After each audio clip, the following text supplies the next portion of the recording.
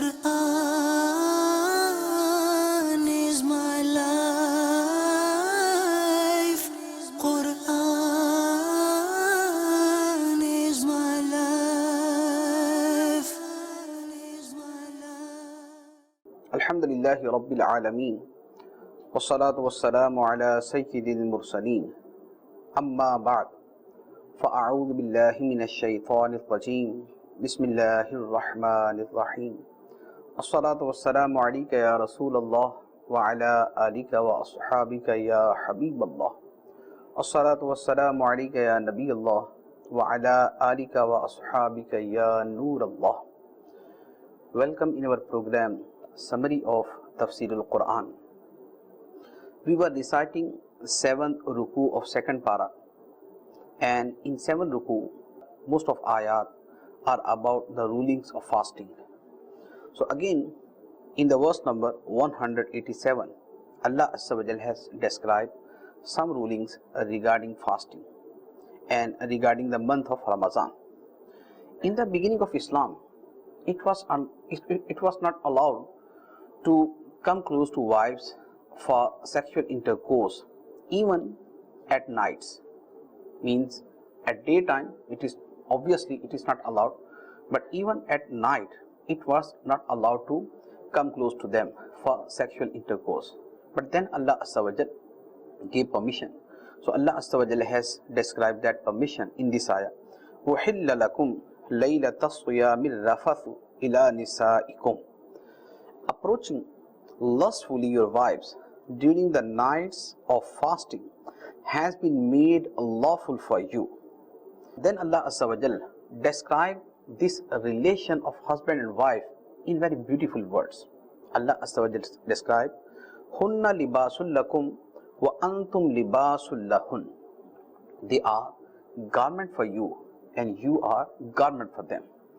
As garment is a kind of zina for us, that is a kind of zina for us. So similarly, husband and wife are zina for each other. Then as garment covers our fault, so similarly husband and wife, they conceal and they cover the faults of each other, and they don't disclose the faults of each other to anyone. Then Allah Azza wa Jal gave permission, فَالْآنَ بَاشِرُوهُنَّ وَابْتَغُوا مَا كَتَبَ اللَّهُ لَكُمْ. The same matter has been described. Then the other commandment regarding sexual intercourse while a person is in the state of itikaf. Allah Azza wa Jal has described the ruling about itikaf. Itikaf is seclusion in masjid. A person sits in masjid, he stays in masjid for the worship of Allah with the intention of itikaf. So itikaf is a particular kind of worship of Allah Azza wa Jal, and it is a very old worship. Even at the time of Hazrat Ibrahim alayhi salatu wasalam, and even before that, it was a kind of worship in religions. As Allah Azza wa Jal commanded to Hazrat Ibrahim alayhi salatu wasalam to purify Masjid Haram for those people who do itikaf. So it means it was worship at that time and before that as well. So here Allah Azza wa Jal mentioned one ruling about itikaf, that when a person is staying in masjid with the intention of itikaf, during that time it is not allowed for him to come close to his wife for sexual relations. As Allah Azza wa Jal said, وَلَا تُبَاشِرُوهُنَّ وَأَنْتُمْ عَاكِفُونَ فِي الْمَسَاجِدِ تِلْكَ حُدُودُ اللَّهِ فَلَا تَقْرَبُوهَا. And do not touch women while staying in secluded devotion, means itikaf, in the masajid. These are the limits of Allah, so do not approach them. So these are the limits of Allah, mean these are the rulings from Almighty Allah, that it is not allowed to touch women while staying in itikaf in masajid. Then in next ayah, consuming the wealth and property of other people unjustly is haram, that is forbidden. And then taking people to courts for consumption, the wealth of those people is also haram. Allah Azza wa Jal described, وَلَا تَأْكُلُوا أَمْوَالَكُمْ بَيْنَكُمْ بِالْبَاطِلِ وَتُدْرُوا بِهَا إِلَى الْحُكَّامِ لِتَأْكُلُوا فَرِيقًا مِّنْ أَمْوَالِ النَّاسِ بِالْإِثْمِ وَأَنْتُمْ تَعْلَمُونَ. And do not unfairly consume the wealth of each other, nor take their cases to rulers in order that you may wrongfully consume a portion of other people's wealth knowingly. As it happens, the people take cases to the rulers and give bribes to rulers, and then they take decision, they receive decision in their favors, and in that way they consume the wealth of other people. It is haram. So taking cases to courts for that purpose, with that intention, is haram. Then in 8th ruku, there are some commandments regarding Hajj and the importance and greatness of Masjid-e-Haram. Masjid-e-Haram is a great masjid, and that is the greatest masjid in Islam. And then some rulings regarding Hajj, and some inventions, some bid'at of polytheist people, mushrikeen, before the advent of Rasulullah sallallahu alaihi wasallam, in the time of ignorance, in the time of Jahiliyyah. So Sahaba Ikram, they asked a question about moon, the different sizes of moon. In the beginning of the month, then at the end of the month, the size of moon is very small. Then in the mid of the month, that is bigger, that is complete. So what is the reason? They asked about reason. But Allah Azza wa Jal told them about the wisdom. Instead of reason, Allah Azza wa Jal told them about the wisdom. What is wisdom? So Allah Azza wa Jal described, يَسْأَلُونَكَ عَنِ الْأَهِلَّةِ قُلْ هِيَ مَوَاقِيتُ لِلنَّاسِ وَالْحَجِّ. They ask you, O beloved Prophet, regarding the new moon. Say you, they are signs of time for the people and for Hajj. Means, looking at the size of moon, you can count the days of Hajj, and you can count the days for other things. So that is the wisdom of in the different sizes of moon. Then what another thing Allah Azza wa Jal has mentioned here, and what was that? In the time of ignorance, the polytheists, they invented one invention, one bid'ah. What was that? They believed, or they considered, when a person has come out from his house for Hajj, now it is not allowed for him to go back to his house from the main door. So if someone has to come back to his house for any reason, so then he used to break the back wall and then entered into house. So it was invention without any Sharia regarding, without any guidance from Allah Azza wa Jal, and without any need, because it is an unappropriate matter. It is and means illogical thing to break the back wall of the house and then enter the house. Those people considered it as an act of piety. Breaking the back wall of the house and entering through that, they considered it as an act of piety. So Allah Azza wa Jal told them, it is not a logical thing, and it is not an act of piety. The act of piety is something else. So Allah Azza wa Jal told them, وَلَيْسَ الْبِرُّ بِأَنْ تَأْتُوا الْبُيُوتَ مِنْ ظُهُورِهَا وَلَكِنَّ الْبِرَّ مَنِ اتَّقَى وَأْتُوا الْبُيُوتَ مِنْ أَبْوَابِهَا وَاتَّقُوا اللَّهَ لَعَلَّكُمْ تُفْلِحُونَ. And it is not a virtue at all that you enter the houses by breaking your back wall, as prescribed by the disbelievers at the time of ignorance. But in reality, virtue is in piety. Virtue, bir, is in piety. Not in that act what you do, breaking the back wall of the house and entering through that. Then there are some ayat regarding jihad, that those people who fight with you, so you are allowed to fight with them. But even when the people are fighting with their enemies in response, even when they are fighting with them, even then Allah Azza wa Jal commanded not to exceed the limits. وَلَا تَعْتَدُوا and you are not allowed to exceed the limits. وَقَاتِلُوا فِي سَبِيلِ اللَّهِ الَّذِينَ يُقَاتِلُونَكُمْ وَلَا تَعْتَدُوا إِنَّ اللَّهَ لَا يُحِبُّ الْمُعْتَدِينَ. Means you are allowed to fight with those people who fight with you. Who fight with you first, you are allowed to fight with them. But even then, do not exceed the limit. Do not exceed the limit. It is not allowed. Why? Because certainly Allah does not like the transgressors. Allah does not like the transgressors who oppress others and who fight with those people who are not fighting with you. Then there are some other commandments regarding qital fi sabilillah, and then after that again Allah Azza wa Jal gave permission to Muslims that if someone harms you, then you are allowed to harm him to the same extent, not more than that. Not more than that. So Allah Azza wa Jal commanded, فَمَنِ اعْتَدَى عَلَيْكُمْ فَاعْتَدُوا عَلَيْهِ بِمِثْلِ مَا اعْتَدَى عَلَيْكُمْ. So harm the one who harms you to the extent of his harm, and keep fearing Allah, and be aware that Allah is with those who fear, who are pious, people. Allah Azza wa Jal is with those. Then there is commandment for spending in the path of Allah, giving in charity, giving our wealth in charity. So Allah Azza wa Jal commanded, وَأَنْفِقُوا فِي سَبِيلِ اللَّهِ وَلَا تُلْقُوا بِأَيْدِيكُمْ إِلَى التَّهْلُكَةِ وَأَحْسِنُوا إِنَّ اللَّهَ يُحِبُّ الْمُحْسِنِينَ. And spend your wealth in the path of Allah, and do not fall into destruction with your own hands. Three commandments. First, spend your wealth in the path of Allah. What does that mean?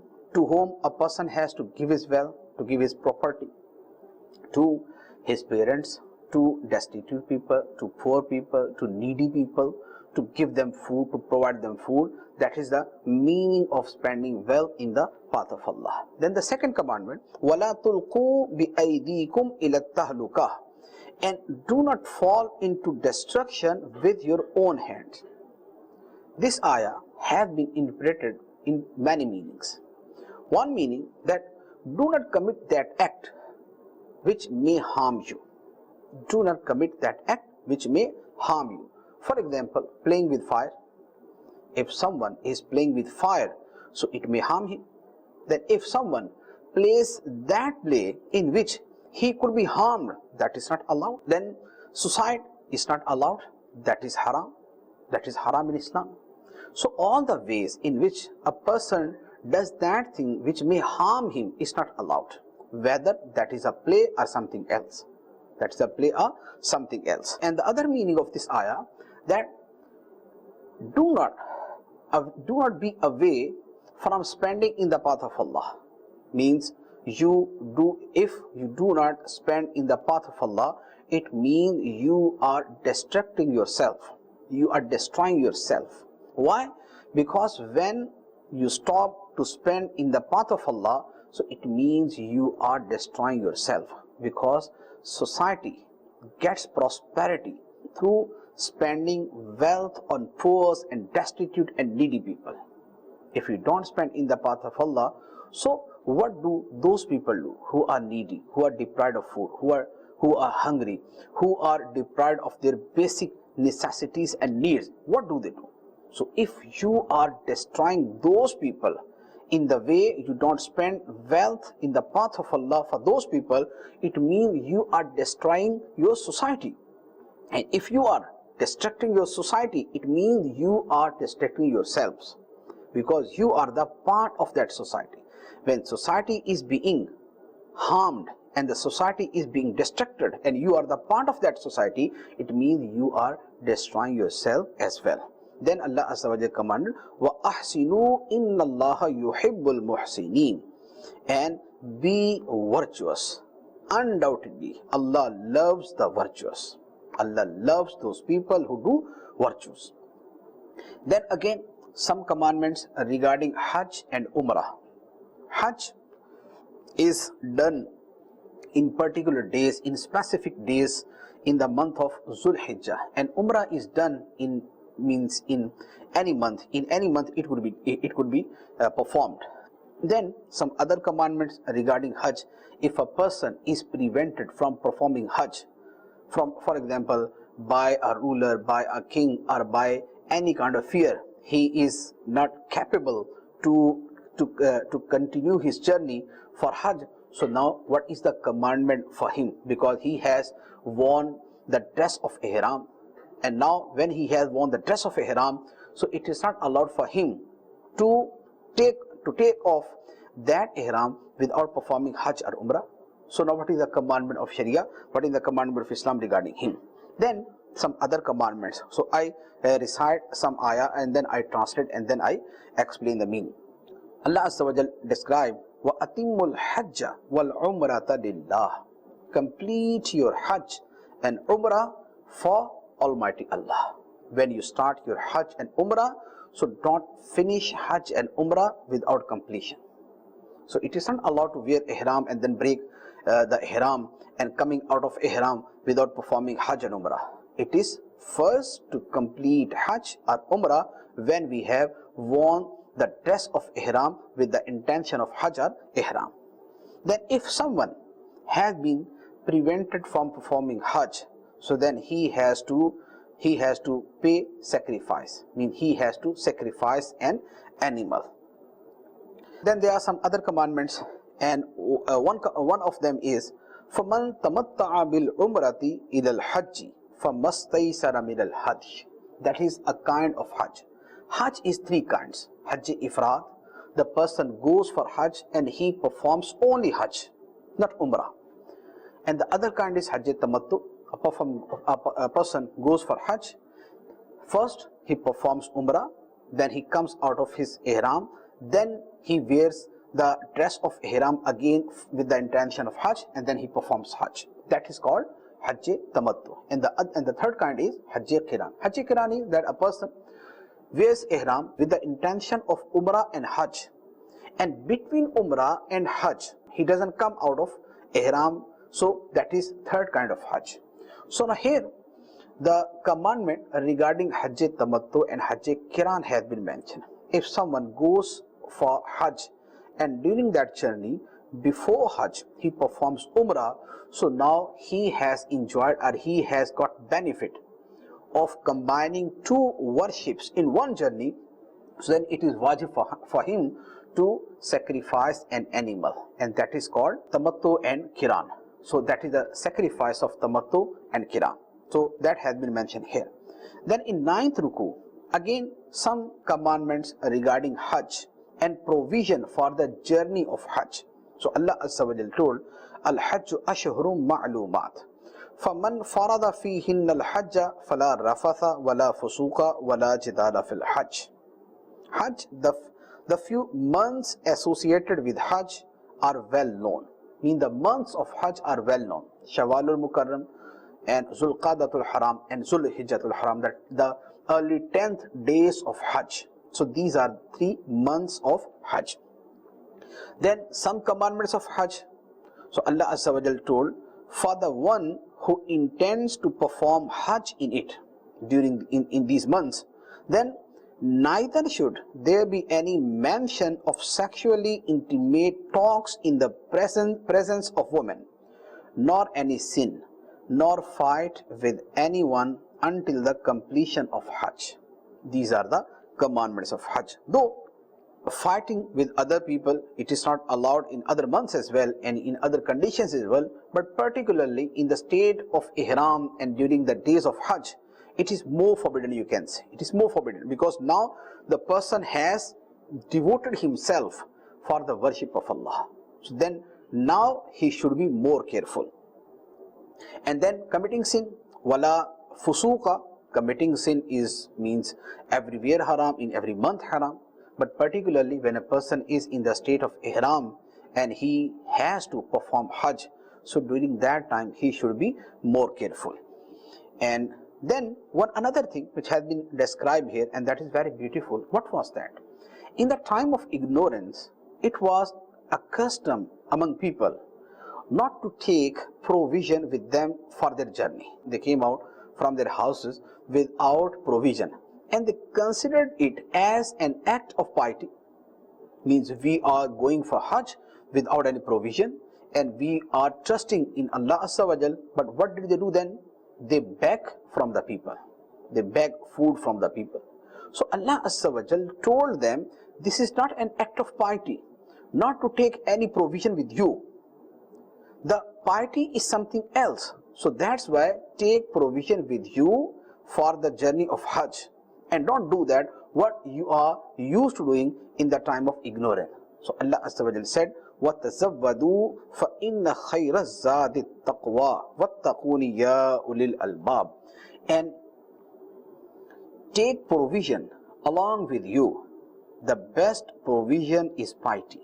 The best provision is piety. What is provision? Provision is that thing which we take along with us for our traveling, for our journey. But the best provision is piety, because the piety will benefit us in the journey of hereafter, in the journey of akhirah. That provision would benefit us, and that would be only beneficial thing on the day of judgment. Then another commandment regarding Hajj: doing business during the journey of Hajj is allowed. Some people consider it against piety and not allowed and impermissible, but Allah Azza wa Jal told it is allowed to do business during the journey of Hajj. Then Allah Azza wa Jal commanded people to remember Almighty Allah in the plain of Muzdalifah, where the people used to gather and they used to remember their forefathers. So Allah Azza wa Jal commanded to remember Almighty Allah. So Allah Azza wa Jal commanded, فَإِذَا أَفَضْتُم مِّنْ عَرَفَاتٍ فَاذْكُرُوا اللَّهَ عِنْدَ الْمَشْعَرِ الْحَرَامِ. So when you return from Arafat, remember Allah near the Mash'arul Haram. Near Mash'arul Haram is the place in Muzdalifah. Muzdalifah is a particular plain which is well known for Muslims. And then there is another commandment, particularly for the people of Quraysh, because the people of Quraysh, they used to stay in the plain of Muzdalifah, and they don't used to go to Arafat. So Allah Azza wa Jal commanded them as well that you have to go to Arafat as well if you have to perform Hajj, because for performing Hajj the main place is Arafat. So you have to go there, and you return from the same place where other people are returning from. Then there was another thing. When it was a tradition among the people of Jahiliyyah, among those people who perform Hajj, when they completed their Hajj, so then they got together and then they started mentioning the deeds and the bravery and the good actions of their forefathers. My father did that and my forefather did that. I am the son of that person who did that deed. So such kind of things they used to talk with each other. So Allah Azza wa Jal commanded them, instead of remembering your forefathers and instead of mentioning the deeds of your forefather, you should remember Almighty Allah in that place, because that is a place for the remembrance of Allah when you are performing Hajj. And Hajj is a particularly devotion and worship for Allah Azza wa Jal. So in that place, so remember only Almighty Allah Azza wa Jal. So Allah Azza wa Jal commanded them, فَإِذَا قَضَيْتُم مَنَاسِكَكُمْ فَاذْكُرُوا اللَّهَ كَذِكْرِكُمْ آبَاءَكُمْ أَوْ أَشَدَّ ذِكْرًا. So when you have completed your rites of Hajj, remember Allah as you used to remember your forefathers. Rather, remember Allah more than that. Means remember Allah more than that remembrance, what you used to do for your forefathers. Then now there are two ayat which show the behavior, the attitude of believers regarding this world and the hereafter. The people of ignorance and those people who don't have belief, means non-believers, their entire focus, their full focus is upon this world only. But the believers, he doesn't leave this world for the hereafter. He is good in this world as well as in the hereafter. He does something for this world as well, and he seeks goodness of this world from Allah Azza wa Jal, and he seeks goodness for the hereafter from Allah Azza wa Jal as well. So Allah Azza wa Jal told, فَمِنَ النَّاسِ مَنْ يَقُولُ رَبَّنَا آتِنَا فِي الدُّنْيَا وَمَا لَهُ فِي الْآخِرَةِ مِنْ خَلَاقٍ. And amongst the people is one who says, O our Lord, give us in this world. Give us in this world, means only in this world give us. And he does not have any share in the hereafter. He does not have any share in the hereafter. Why? Because his focus was only upon the benefits and the property and wealth and benefits of this world. So for that purpose, for that person, there is no share in the hereafter. But for the believers, what is his prayer? What is his supplication in the court of Allah? Allah Azza wa Jalla told, وَمِنْهُمْ مَنْ يَقُولُ رَبَّنَا آتِنَا فِي الدُّنْيَا حَسَنَةً وَفِي الْآخِرَةِ حَسَنَةً وَقِنَا عَذَابَ النَّارِ. And someone says in this manner, O our Lord, give us good in this world and also good in the hereafter, and save us from the punishment of hell. So now this person is believer who seeks the goodness of this world as well as the hereafter, and he seeks from Allah Azza wa Jal that Allah Azza wa Jal save him from the punishment of hell. So that is the attitude and that is the supplication of believer, and that should be our attitude as well. So then about these people who are seeking the goodness of this world as well as the hereafter, Allah Azza wa Jalla told about them, أُولَٰئِكَ لَهُمْ نَصِيبٌ مِّمَّا كَسَبُوا. For such people, there is a share from what they have earned. What they have done, good deeds in this world, they would earn the reward of those good deeds. Then there is another commandment regarding Hajj, because during the days of Hajj, Haji stays in the plain of Mina for 3 days. 10th of Sulhijjah, 11th of Sulhijjah and 12th of Sulhijjah. These 3 days are Sunnat-e Muakkada to stay in the plain of Mina, in Mina Sharif. But if someone stays 1 day more, so it is not only permissible, it is desirable. But those people who want to come back from Mina to Makkatul Mukarramah after 3 days, it is allowed for them as well. So in this ayah, Allah Azza wa Jalla has described this commandment. Then in next few ayah, Allah Azza wa Jalla has described some signs of a particular munafiq, of a particular hypocrite person. He had some evil qualities, and Allah Azza wa Jalla has described those qualities. But why did Allah Azza wa Jalla describe those qualities? For us to learn from that these evil qualities are the qualities of a hypocrite person. These are not the qualities of a believer. So Allah Azza wa Jalla described, وَمِنَ النَّاسِ مَنْ يُعْجِبُكَ قَوْلُهُ فِي الْحَيَاةِ الدُّنْيَا وَيُشْهِدُ اللَّهَ عَلَى مَا فِي قَلْبِهِ وَهُوَ أَلَدُّ الْخِصَامِ. And among men is one whose conversation may please you in the life of this world, and he brings Allah as witness to what is in his heart, whereas he is the biggest disputer. So disputing with others without any logical reason, that is the sign of hypocrite people. And then they bring Allah as witness to what is in their hearts, and that is the habit, and that is the habit of munafiqeen. Mean, though in their hearts there is lie and there is falsehood, but they claim that Allah knows we are right, Allah knows what we are saying is right and that is truth. So that is the habit of munafiqeen. Then the other attributes which Allah Azza wa Jalla mentioned here, وَإِذَا تَوَلَّى سَعَى فِي الْأَرْضِ لِيُفْسِدَ فِيهَا وَيُهْلِكَ الْحَرْثَ وَالنَّسْلَ وَاللَّهُ لَا يُحِبُّ الْفَسَادِ.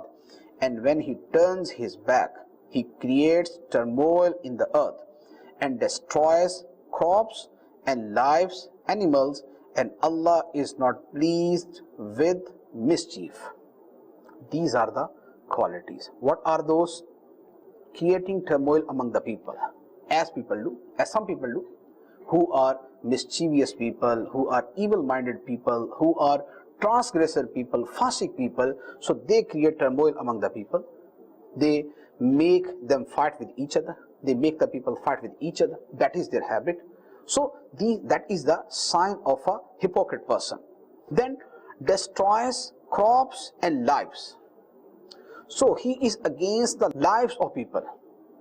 So who takes the lives of people without any reason, that person has the quality of munafiqin. He doesn't have the quality of Muslim. He has the quality of munafiqin. Then that person is arrogant. Such people are arrogant. Munafiqin are arrogant because when they are made understand about something, mean do that and don't do that. So when they are made understand about something, so instead of accepting the admonish and advice of other people, they show more arrogance. They show more arrogance and they don't accept the advice of other people. So that is another sign of hypocrite people. Not accepting the admonish, not accepting the advice of other people is the sign of hypocrite people. And on the other hand, these were the qualities of munafiqin. But on the other hand, there are some people who have sold out their lives for getting the pleasure of Allah. They were Sahaba Kiram. They were the companions of the Holy Prophet Sallallahu Alaihi Wasallam. They sold out their lives for getting the pleasure of Allah. And Allah Azza wa Jal admired them, praised them, and appreciated them. As Allah Azza wa Jal mentioned here, وَمِنَ النَّاسِ مَنْ يَشْرِي نَفْسَهُ ابْتِغَاءَ مَرْضَاتِ اللَّهِ. And amongst people is one who sells his life to seek the pleasure of Allah. Amongst the people is one who sells his life to seek the pleasure of Allah. If they have to sacrifice their lives for getting the pleasure of Allah, so they don't hesitate. They don't hesitate from that.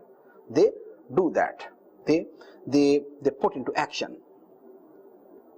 Then another commandment, and that is very comprehensive commandment of Quran and Islam and from Allah Azza wa Jal. What is that? Ya ayyuhalladhina amanu dukhulu fis-silmi kaffah. O believers, enter Islam completely. O believers, enter Islam completely. Means it is not the way of a Muslim to enter Islam partially. Just he does only worships, but in the matter of business, in the matter of job, in other matters, he is away from the teachings of Islam. He is away from the guidance of Almighty Allah.